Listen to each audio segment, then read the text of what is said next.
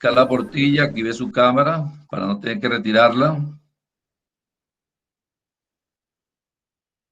Chauca, Marcelo, a excepción de Presente, Cunguán, economista. Cristina, no, que active Buenos su... días, ingeniero. Buenos días, Buenos Sí, ya días, está economista. lista, ahorita sí, listo. buenos días. Están exceptuados de apertura de la cámara María Cristina, Cunguán Leslie y Coyaguazo Sebastián. El resto deben activar la cámara. Gracias, economista. A su orden, María Cristina. En el material que está en la carpeta, la unidad 3, en esa carpeta hay suficiente material para la actividad que van a hacer de esta unidad. Luego verán en la plataforma la actividad que deben hacer. Bien. Entonces comenzamos con la unidad 3, que son los manuales administrativos. Entonces podemos establecer conceptualmente que los manuales administrativos son documentos, como ustedes también lo mencionaron, que sirven como medios de comunicación y coordinación que permiten registrar, transmitir en forma ordenada y sistemática información de una empresa, una organización. En ese manual se contemplan los antecedentes, la legislación de la empresa, su estructura organizacional, objetivos, políticas, sistemas, procedimientos, entre otros, así como las instrucciones y lineamientos que se consideren necesarios para el mejor desempeño de las tareas. Quiere decir que el personal debe someterse a la ejecución de lo que establece el manual. ¿Cuáles son los objetivos del diseño de un manual? Fijar por escrito y sistematizar las diversas políticas y procedimientos de trabajo, servir de medio de comunicación entre la dirección y los empleados, facilitar la delegación de funciones y la autoridad, y simplificar y ordenar el trabajo. Es decir, que un manual sintetiza, resume, direcciona y redirecciona las funciones de los empleados y, por supuesto, las funciones de la autoridad, con el propósito de poder sistematizar y racionalizar y optimizar las políticas empresariales, los procedimientos de trabajo y los medios comunicacionales. Su clasificación es muy extensa. Su clasificación, según la naturaleza, por área de aplicación, se dividen en macroadministrativos, aquellos que contienen información de más de una organización. Son aquellos manuales donde la empresa tiene sucursales o tiene otras oficinas, por los cuales se rige un manual maestro. Están los manuales microadministrativos que corresponden a una sola empresa. Puede ser una empresa pequeña, una empresa de servicio, una empresa de manufactura, y pueden referirse en forma general de acuerdo a las funciones que ella realiza. Y están los manuales, los macroadministrativos, también cuando son empresas internacionales, empresas multinacionales, donde ese manual va a regir desde la casa matriz hacia sus operarias en diferentes países. Entonces, esa es principalmente la clasificación general. Por su contenido interno de la empresa, se dividen en manuales de organización, de normas y procedimientos. Por áreas funcionales a nivel departamental, se dividen en manuales de dirección, de ventas, de compra, de producción, de contabilidad, de administración, entre otros. Entonces, fíjense ustedes la amplia gama que tienen los manuales según su contenido, por áreas funcionales y según su tamaño de la empresa.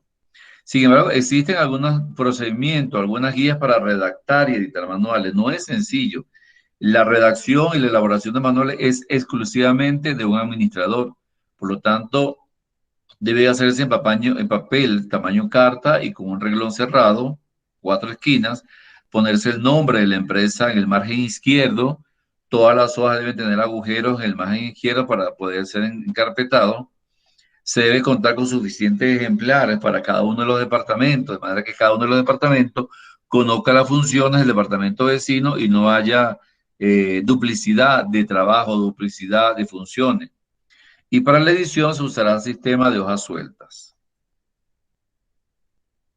El estilo de redacción debe ser sencillo, en tercera persona, claro y conciso, que no tenga que recurrirse al diccionario para aclarar conceptos. Por lo tanto, debe utilizarse un lenguaje muy sencillo que todo el personal lo pueda entender, no solamente la gerencia general o la dirección, sino hasta la señora que limpia o el señor que limpia conozca y conceptualmente lo que determina ese manual. Deben evitarse abreviaturas en los títulos de los temas. Las hojas de los manuales llevarán una numeración correlativa del 1 en adelante. Se omitirá el número 1 y en el resto se anotará el número en el margen superior derecho. Vamos al caso del manual de organización. Un manual de organización contiene información detallada, es el principal manual de una empresa, porque allí se estructura todos los departamentos, cómo están organizados, su funcionamiento, su operatividad, la posición de cargos, cuántos cargos tienen, incluso los nombres de las personas que ostentan los cargos. Por lo tanto, este manual, en él se registran los antecedentes de la empresa, cómo nació la empresa, la filosofía de la empresa, su misión, su visión, la legislación, atribuciones, estructura orgánica, funciones, organigramas, niveles jerárquicos, grado de autoridad según el grado legislativo, directivo, operativo y administrativo, la responsabilidad de cada uno de esas jefaturas, así también como los canales de comunicación y coordinación de la misma empresa. Entonces podemos definir que un manual de organización es un conjunto de referencias organizacionales que usan los directores y les sirven como instrumento administrativo para ayudar a realizar el trabajo con mayor eficiencia. Es decir, que el manual de organización va a pertenecer a la máxima autoridad, que es el director general o la junta de accionistas. De allí se desprenden las funciones de cada uno de esas personalidades. ¿Cuál es el objetivo de elaborar un manual de organización? Permite conocer los medios personales e instrumentos que dispone de la organización, facilitan el conocimiento de la estructura organizacional que hace posible la valoración de los puestos de trabajo, sus sueldos, sus características, sus responsabilidades, sus tareas y funciones, y el orden jerárquico, quien es su superior inmediato, posibilita la acción directiva al establecer los canales de comunicación, ya sean canales formales, canales informales, canales por escrito, canales verbales de comunicación. Fomenta la motivación a proporcionar a cada funcionario una visión global de la unidad, un conocimiento completo de su papel dentro de ella, estableciendo criterios de identidad y criterios de pertenencia dentro de la organización. ¿Qué observaciones se observan cuando se elaboran esos manuales de organización? Sobre todo la descripción. La descripción debe estar muy bien sustentada, la descripción de cada una de las unidades administrativas, y debe principiarse por la unidad más alta del nivel jerárquico, que es la junta de accionistas o la junta de dueños. Ahí se describen cómo está organizada cada uno de los miembros que constituyen a esa empresa. También se describen los puestos de trabajo, ¿verdad? Principalmente debe iniciarse con el máximo puesto de trabajo, que por supuesto es el director general o la junta de accionistas de la empresa. Y debe también, o ese manual, establecer la vigencia desde cuándo inicia su operatividad hasta cuándo caduca. Por lo general, los manuales tienen una vigencia mínima de 2 años o 3 años. Eso va a depender del tamaño de la empresa. Si es una empresa grande, se recomienda que los manuales se caduquen al año. Por eso una empresa mediana a los 3 años, y si es una empresa grande, cuya necesita mucha inversión para poder expandirse, se sugiere que los manuales de organización se puedan modificar en un término de 7 o 8 años, de manera de darle amplitud tanto al crecimiento de la empresa como la reestructura de ese manual. Entonces, la vigencia va a depender del tamaño de la empresa, de la función de la empresa y cómo la empresa haya determinado su visión en el tiempo, haya determinado su crecimiento, y ello se observa directamente en el manual. ¿Alguna duda, alguna pregunta, algún aporte hasta el momento?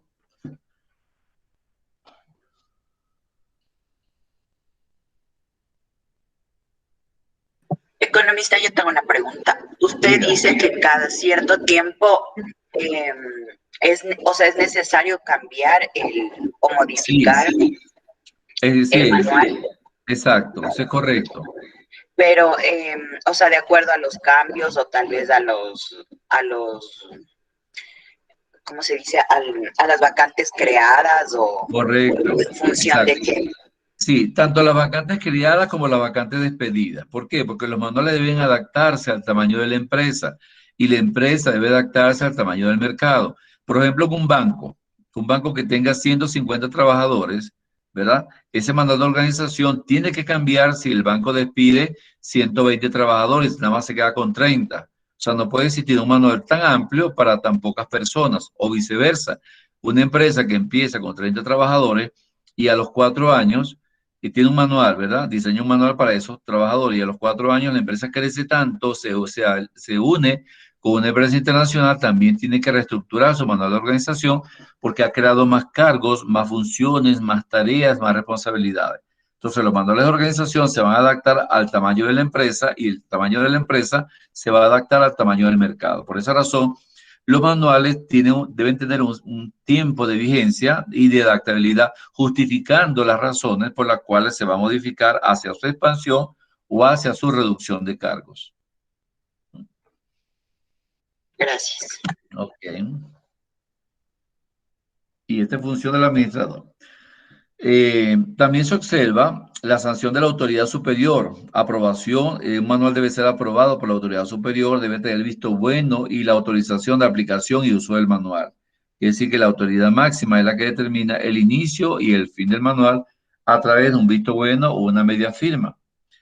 En él también se identifica y se presenta la carátula, y en la carátula se presenta el contenido, cómo va a estar estructurado ese manual. En la carpeta de contenido de la unidad, allí van a conseguir algunos manuales modelos, porque ustedes van a diseñar un manual como una actividad. Aspectos de redacción, limpieza y empastado. Se aconseja utilizar hojas movibles que permitan las modificaciones, cambios y mejoras. Por esa razón, las hojas deben estar sueltas, ¿okay? Para poder modificar o reestructurar alguna tarea, alguna responsabilidad o reestructurar algún procedimiento que la empresa crea conveniente ampliar ese procedimiento o reducir ese procedimiento. Con respecto a la descripción de las técnicas de los puestos deben identificarse con su nombre. Cada puesto debe tener un código, un título del puesto, una ubicación administrativa, un inmediato superior, los subalternos de ese puesto, de manera que la empresa pueda determinar cómo está identificado ese manual. Entonces, allí debe regirse a través de estos 5 elementos: el código del puesto, que puede ser numérico o alfanumérico, el título del puesto, el título del cargo, su ubicación administrativa, si está en el departamento de compra, departamento de venta, departamento de comercialización, entre otros, el nombre, apellido y cargo del inmediato superior y el nombre, apellido y cargo de los subalternos que dependen o que tienen esos puestos. En cuanto a la identificación, se contempla el código del puesto, código 00, empezando con el 001, 002, 003, sucesivamente. Es un número clave en algunas empresas, se utiliza para efectos de ordenamiento y fácil localización de los mismos a nivel departamental. Cada departamento debe tener su código de puesto. En algunos casos se otorga el número que presupuestariamente le corresponde. Entonces, de manera que ese número va a determinar en el presupuesto cuál va a ser su salario, cuál va a ser su remuneración, sus vacaciones, sus utilidades, y la persona no se conoce tanto por el nombre, sino por el número del puesto, por el código del puesto. El título del puesto, allí se anota el nombre con que formalmente se registra esa persona, ya sea a nivel de presupuesto, nómina de pago, contrato de trabajo, y que sea denominado el puesto. Es decir, que cada puesto tiene un nombre, tiene su presupuesto anual, aparece en la nómina de pago y aparece su número de contrato de trabajo. Es mucho más fácil para la contabilidad de la empresa registrarlo de esa forma. La ubicación administrativa, Economista, dígame. perdón, también se les dice, también se les puede asignar a través de roles. Sí, también se puede asignar el rol. Sí, la empresa lo va a determinar según la asignación. Ajá, eso es correcto. Sí. En la identificación también contemplamos la ubicación administrativa, ¿verdad? ¿Dónde está ubicado ese empleado? En este departamento se anota el órgano administrativo donde se encuentra el puesto, indicando en dónde se puede localizar. Por ejemplo, Pedro Pérez. Entonces, a través del sistema se localiza en qué departamento está, si está en contabilidad, si está en mercadotecnia o en ventas. El jefe inmediato superior también debe señalarse la identificación del manual. Se señala el nombre del puesto de la persona, de quien recibe órdenes y las instrucciones directamente en su trabajo. Y el nombre de los subalternos de ese puesto de trabajo. Allí se indica el nombre de los puestos a los cuales él dirige, supervisa o controla directamente el desarrollo de su trabajo. Entonces, fíjense todos los elementos que debe contemplar el manual cuando se identifica el código del puesto, el título del puesto, la ubicación administrativa, el inmediato superior y los subalternos. Cuando describimos la técnica de puesto, ¿qué contempla una técnica de puesto? La naturaleza, es decir, la descripción genérica del puesto, por ejemplo, contabilidad 1, contabilista 1, contabilista 2, contabilista 3. Cada uno de esos contabilistas tendrá su superior y quizás también tienen sus auxiliares, que son los subalternos. Por esa razón es importante definirlo en forma genérica. Las atribuciones del puesto, del cargo, la descripción específica del puesto, sus relaciones de trabajo, la autoridad, las responsabilidades, ¿no?, que contempla ese puesto de trabajo. ¿Okay? Naturaleza, atribuciones, relaciones de trabajo, la autoridad y sus responsabilidades. En la descripción de puesto analizamos la naturaleza. Es una descripción sucinta o tácita de aspectos esenciales y específicos en las áreas de labores asignadas al puesto que se designa al resto de puestos existentes en la empresa. Este apartado se define que si el trabajo de la naturaleza es operativo, es de apoyo, es administrativo, debido a su complejidad y responsabilidad, y de acuerdo a las instrucciones que recibe de su órgano superior, asimismo como la independencia que tiene de otros departamentos que puede ser auxiliar. Por ejemplo, un contabilista puede prestar apoyo a un departamento de compra, a un departamento de ventas, porque el contabilista aquí maneja toda la información recogida por la interrelación de estos departamentos. De esa forma fluye eficientemente el trabajo y las tareas son revisadas mancomunadamente entre los puestos de trabajo y se evalúan las labores de cada uno para el momento de ascender. Con respecto a las atribuciones, aquí se describe brevemente las características del puesto de trabajo. Es allí donde se analiza cuáles son las tareas limitativas y las tareas cooperativas que esta persona pueda llevar a cabo, de manera que tenga sus características particulares del puesto, pero también tenga atribuciones para auxiliar a otro departamento. Ahí se especifican las atribuciones específicas de su puesto de trabajo, las generales, las específicas y las particulares. Asimismo, las atribuciones diarias, semanales y mensuales que se elaboran en una planificación mensual, diaria o trimestral, de acuerdo a como lo establezca el manual. Y también se elaboran aquellas atribuciones de menor orden, pero que ese puesto de trabajo puede realizarla, tales como algunas capacidades o habilidades numéricas, habilidades de razonamiento, habilidades de desarrollar diagramas. Entonces, en esa descripción del puesto se analizan todas las actividades mayores, medianas o menores que ese puesto de trabajo tiene la funcionalidad de llevar a cabo. O sea que mientras más amplio, más responsabilidad va a tener ese puesto de trabajo. Sus relaciones de trabajo, ahí se describen los contactos con los cuales él se relaciona a nivel interno, a nivel externo y las funciones que desempeña dentro de la organización.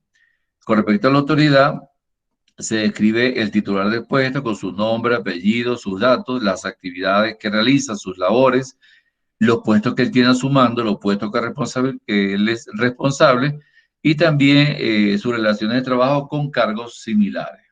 En cuanto a sus responsabilidades, describe los elementos de participación, qué bienes están a su custodia, ¿verdad? En su despacho, la autorización que él tiene para manejar equipos técnicos, mobiliarios, así como valores negociables o no negociables. Y sobre todo en la responsabilidad se evalúa la eficiencia en el trabajo. Allí se indican las prioridades conforme a su cuantía y la utilización. Quiere decir que el elemento de responsabilidad es muy importante al momento de valorar un ascenso como puesto de trabajo. En cuanto a la descripción de las técnicas de los puestos, aquí se especifica el puesto. Aquí se lleva a cabo los requisitos mínimos exigibles. ¿Cuáles son? Libre escolaridad, quizás sexto grado aprobado, que sepa leer, que sepa escribir, que tenga capacidad de racionamiento, capacidad de toma de decisiones. Son especificaciones mínimas del puesto, básicas. ¿Cuáles serían? Educación, experiencia, habilidades y destreza, y otros requisitos que la empresa crea conveniente para poder contratar a ese personal.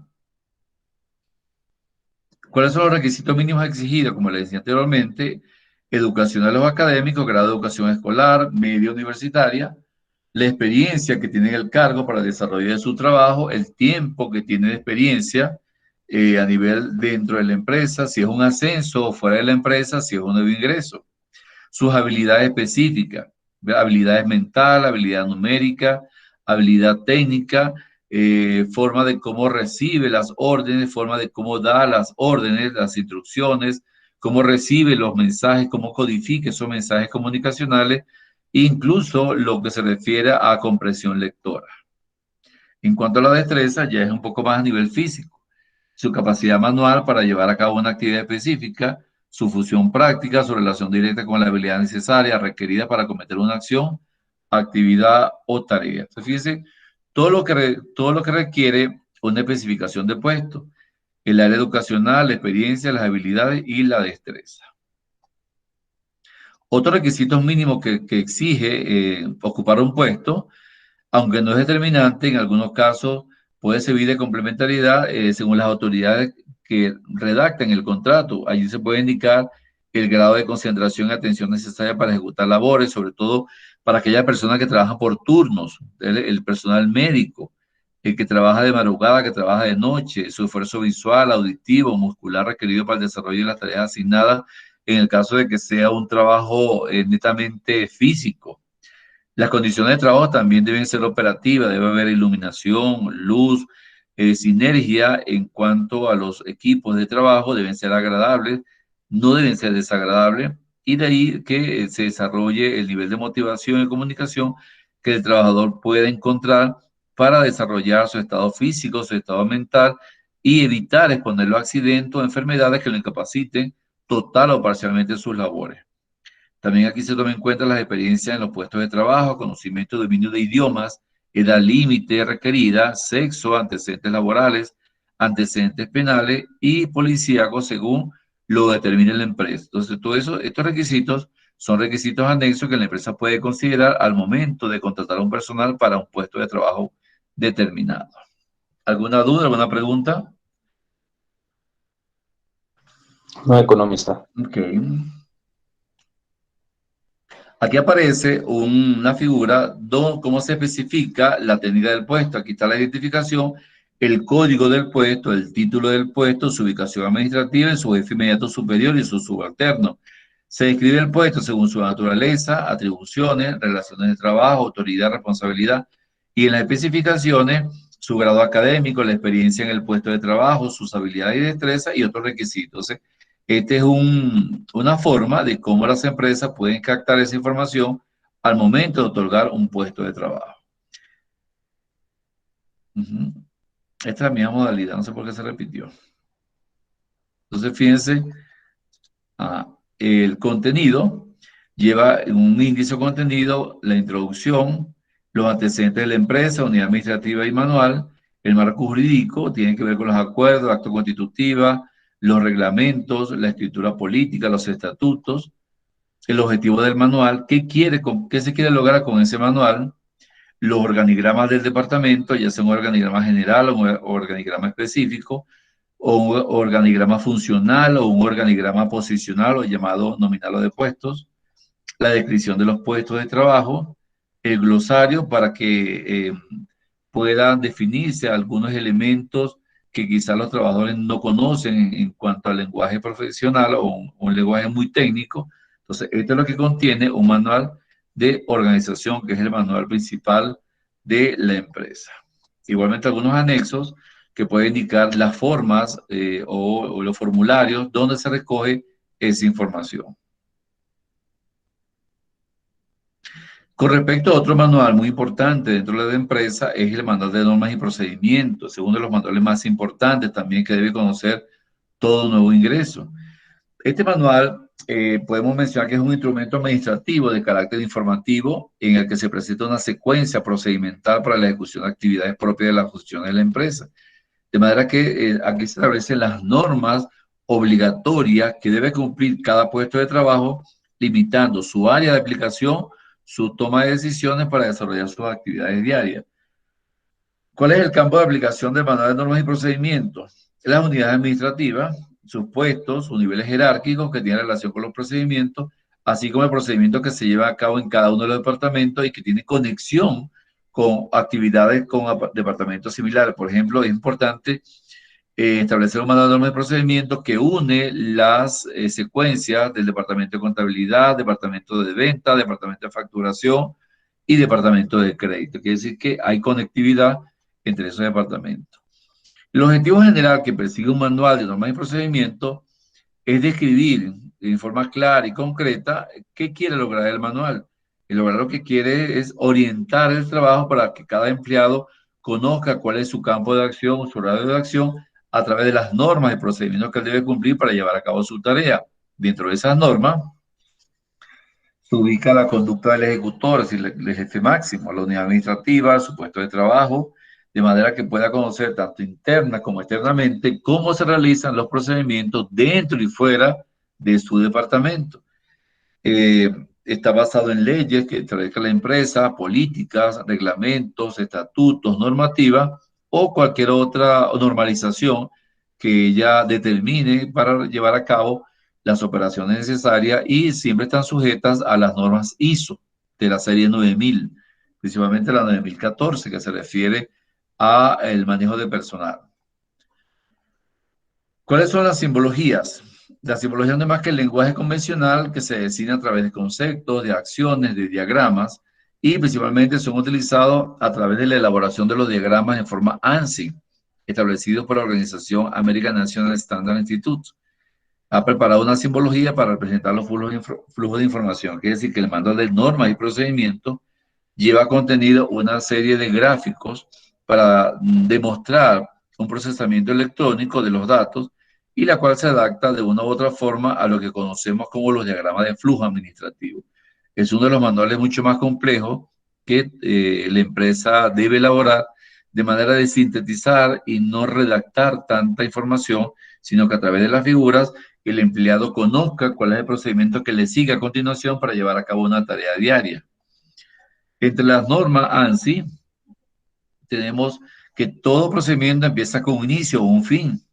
Le sigue una operación o una actividad, un proceso. Le sigue una inspección de ese proceso, un conector que está fuera de la página, cómo conecta cada uno de estos procesos, un archivo final, si esa copia se va a archivar, o un archivo temporal, un documento, un archivo de documentos, conector dentro de la página, un multidocumento o una decisión. Es decir, que a través de estos símbolos se determina cuál va a ser el proceso que sigue un documento dentro de la empresa. Si el documento va a generar un archivo final o va a tener un archivo temporal, porque el documento va a ser utilizado por auditores, o ese documento va contemplado en una carpeta de archivo de documentos para futuras revisiones, futuras modificaciones. ¿Okay? O si ese documento va a generar otro documento y se va a convertir en multidocumento para finalmente tomar una decisión si ese documento se archiva en forma definitiva o se sigue el proceso o otro procedimiento. Otro elemento del procedimiento es la definición. El título que identifica lo que se va a realizar y los aspectos técnicos administrativos que se alcanzará por medio del procedimiento. Algunas normas específicas para señalar la distribución de las formas, la distribución de los formularios, las copias de los formularios, como vimos en clase anterior, de manera de justificar el procedimiento y que cada departamento tenga una copia del procedimiento y se haga corresponsable de esa actividad administrativa. De tal forma que cuando se describe el procedimiento que debe seguir el diagrama de flujo, se narra en forma descriptiva y cronológica cada una de las actividades que le corresponden a cada puesto, y se realiza a través de 4 columnas. La unidad o el departamento que emite el procedimiento, el puesto de trabajo del funcionario que emite el procedimiento, los pasos a seguir desde que se inicia hasta que finaliza el procedimiento y la actividad requerida. Si es una compra, es una venta, es un registro contable, entre otras actividades financieras.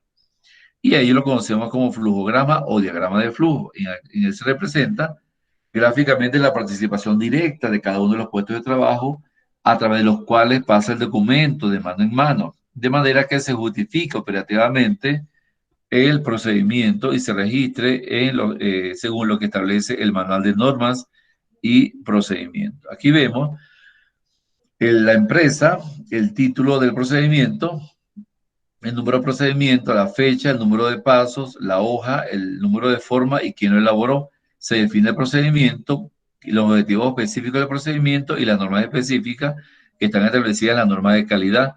Aquí cada uno de los puestos por los cuales pasa el documento, los pasos y la actividad de los documentos. Esta es una forma muy sencilla de registrar el procedimiento a través de los cuales pasa un documento de departamento en departamento.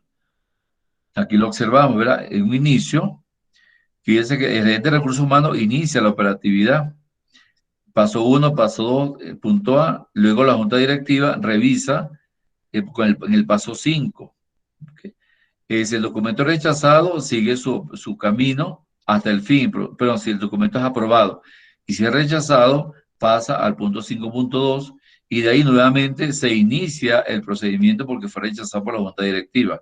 En el caso del aspirante, el aspirante logra la ubicación en el puesto número 3, quiere decir que si el inicio sigue su procedimiento, automáticamente no pasa por junta directiva, sino que va directamente como respuesta positiva al solicitante y el documento debe ser archivado. Entonces, cada una de estas secuencias demuestra los pasos que debe seguir un procedimiento. ¿Qué contiene un manual de normas y procedimientos? El inicio contenido, la introducción, el campo de aplicación, los objetivos generales del manual, las normas generales del manual, la simbología y la descripción del procedimiento. Puede ser de objetivos y normas específicas del procedimiento, descripción del procedimiento, los pasos y el flujograma o diagrama de flujo. El glosario y los anexos. Este es el esquema de cómo está estructurado un manual de normas y procedimientos. Claro, en el material que ustedes tienen en la carpeta van a conseguir manuales ya elaborados y normas y procedimientos ya predeterminados. ¿Alguna duda? No, economista. Ok. Ahora vamos a ver cómo se representan esos flujogramas en el manual.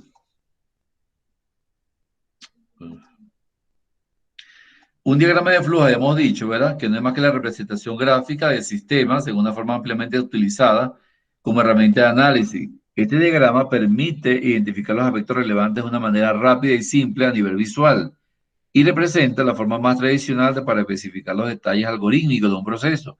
Fíjense aquí, hay un proceso, ¿verdad?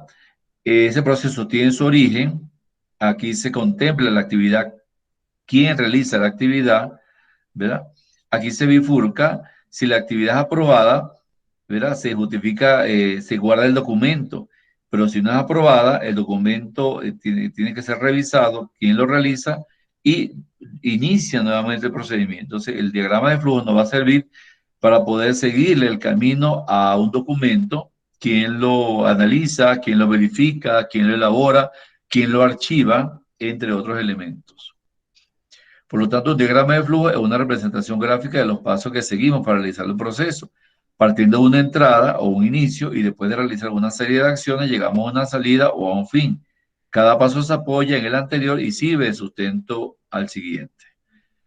Por lo tanto, es una representación gráfica de la secuencia de un proceso, representa información clara, ordenada y concisa, se visualiza la frecuencia y relaciones de las etapas indicadas, se pueden detectar problemas, desconexiones, pasos escasos o valor añadido.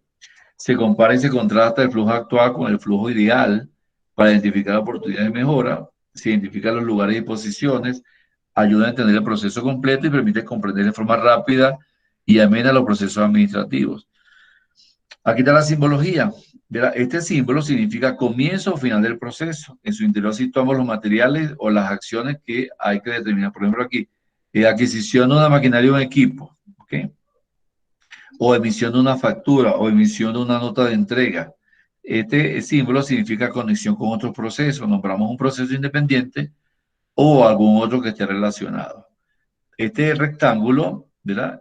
Significa que pueden haber muchas entradas de documentos al mismo tiempo, pero solo indica una salida. Este rombo indica situaciones de interior de la persona que pueda realizarla y la bifurcación ya sea un sí o un no. Si es sí, es porque el documento está aprobado. Si es no, porque el documento debe seguir un proceso o es rechazado o debe ser verificado. Y las condiciones de las flechas indican hacia dónde va el documento y de dónde viene ese documento. Este símbolo se utiliza para hacer referencia a la generación de consultas o documentos, que es decir, que está un documento que va a durar un tiempo en un departamento, o quizás una semana, por ejemplo, una elaboración de cheque está registrada con este símbolo. porque muchas veces los cheques llegan para ser elaborados, pero puede durar días en ser elaborado. Este display es el envío de datos a la impresora y aquí finalmente este símbolo demuestra la salida de los datos. Con respecto a la metodología, es importante determinar el marco y los límites del proceso, de dónde inicia y de dónde termina. Ahí se registran las actividades principales, las entradas y la salida y la toma de decisiones. Se dibuja el diagrama y se comprueba el diagrama a través de una plantilla que tienen las empresas. ¿Cuáles son las reglas?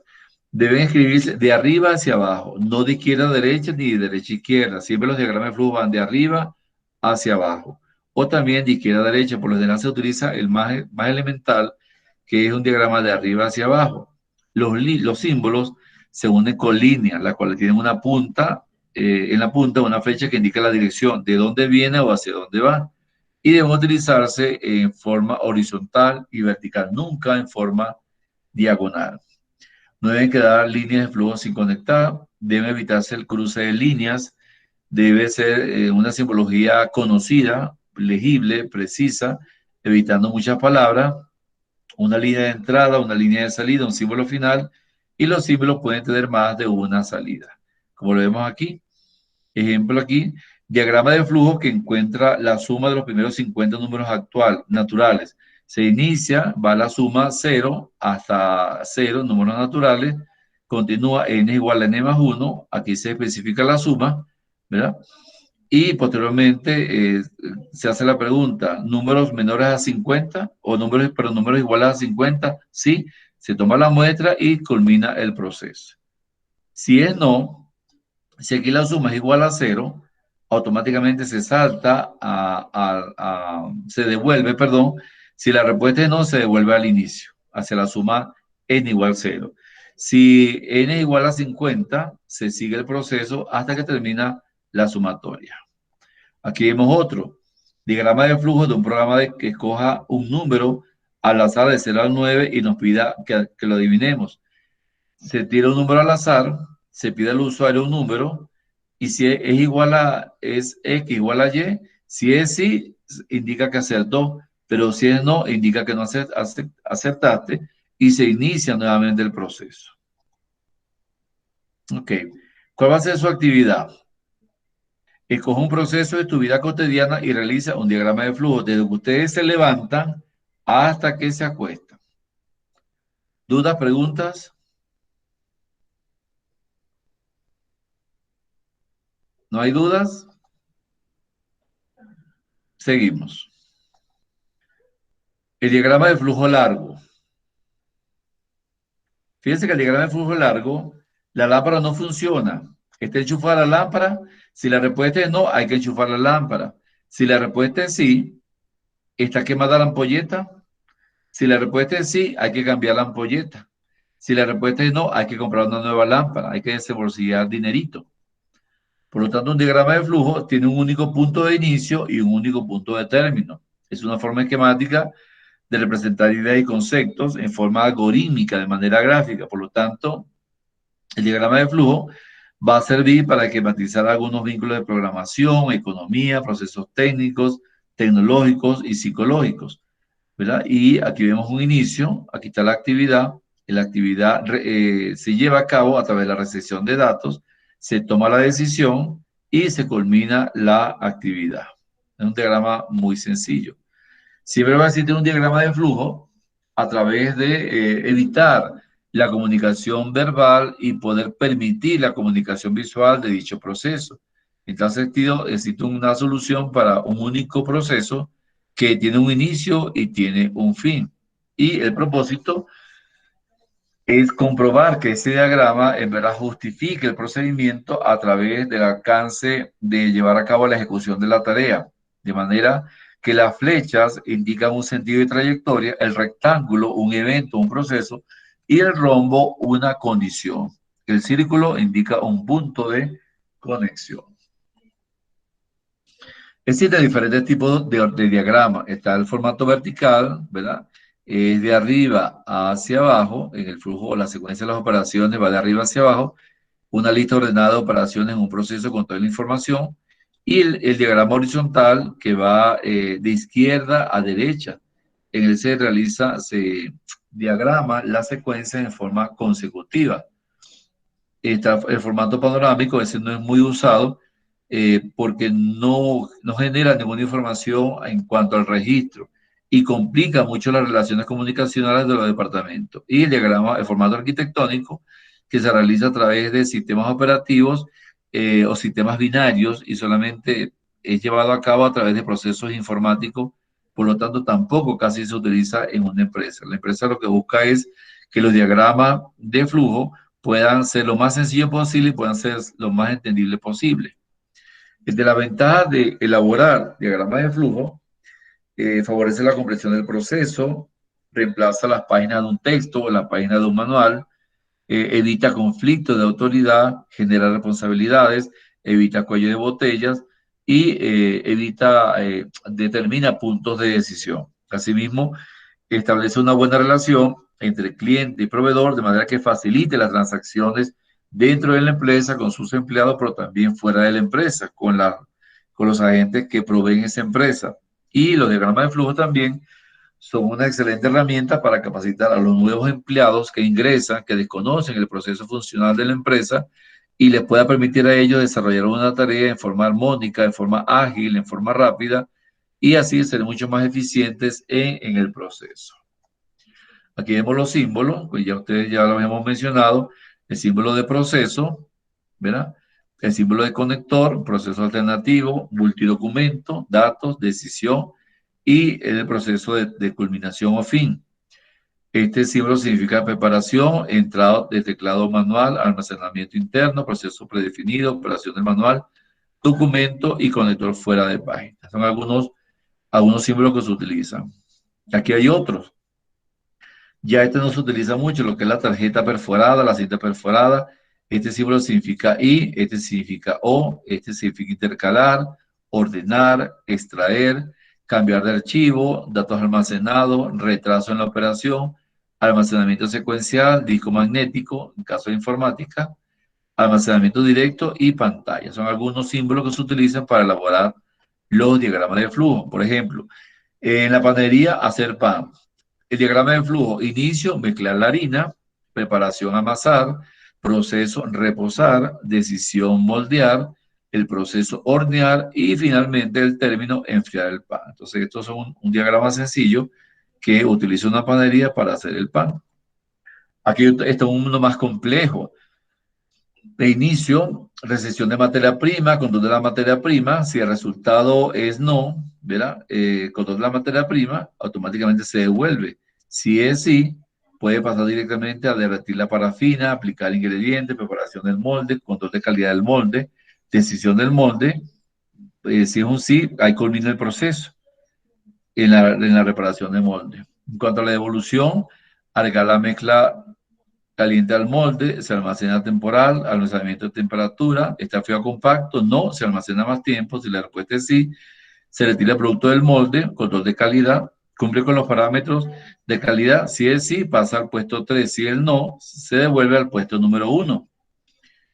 Y la decoración y acabados, control de la calidad final, cumple con los parámetros. Si es no, se retira de la decoración, pasa al puesto 3 y pasa al puesto 1, se devuelve al proceso. Si la respuesta es sí, sigue al empacado, almacenamiento del producto y finaliza la operación en el proceso de manufactura. Estos son diagramas de flujo mucho más extensos.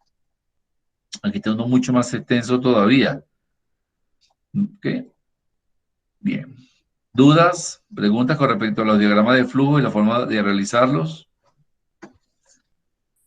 Bien, entonces a ustedes van a tener como actividad realizar un diagrama de flujo personal, cotidiano, desde que se levantan hasta que se acuestan. Ahí van a reflejar todo lo que hacen en un día común y corriente, utilizando la simbología respectiva. Incluso ustedes pueden utilizar otra simbología, pero tienen que establecer una leyenda. ¿Ok? Entonces, eso, el administrador es quien diseña las leyendas de acuerdo a cómo realiza cada una de las actividades. Esa es la actividad de hoy, que ya está en la plataforma y tiene un tiempo prolongado. Pero tienen que revisar la carpeta de contenido, que allí están varios modelos de elaboración de manuales y elaboración de diagramas de flujo. En cuanto al diseño de un manual, debe visitar una empresa pequeña o una empresa que ustedes conozcan y diseñar un pequeño manual, según lo que ustedes creen conveniente, qué tipo de manual le interesa a esa empresa. ¿Dudas, preguntas? ¿No? No economista. Economista, todo lo que nos explica está en la plataforma, ¿verdad? Todo está en la plataforma. Revisen la carpeta de contenido. Para realizar La tarea actividad, también, economista. todo está en la plataforma. Gracias, economista. Bien, son las 9:18. A las 9, un cuarto para las 10, comenzamos con microeconomía. ¿Sí? Bueno, economista. Ok. Economista. Gracias, economista. Gracias, economista. Gracias, economista. Diga, pregunte. ¿A qué hora dije que volvemos, economista? Un cuarto para las 10. Media Gracias. hora. Gracias. Media hora para que vayan a echarle agua a los gallos y a las gallinas y a los pájaros. Sacar la leche. Y a agarrar la leche y hacer queso. ¿Cómo están los delfines? Y varios a lavarse la tomar cara. agua a los cuyes. Hacer pan. Varios a bañarse o lavarse la cara, que veo unas caras ahí dormilonas. El trabajo nos tiene así. Sí, mucho. Trabajo sí es bueno. El sufrimiento. Las bendiciones. Ok, entonces nos vemos en media hora. Chao, pues. Hasta luego, economista. Ok, vamos más tarde.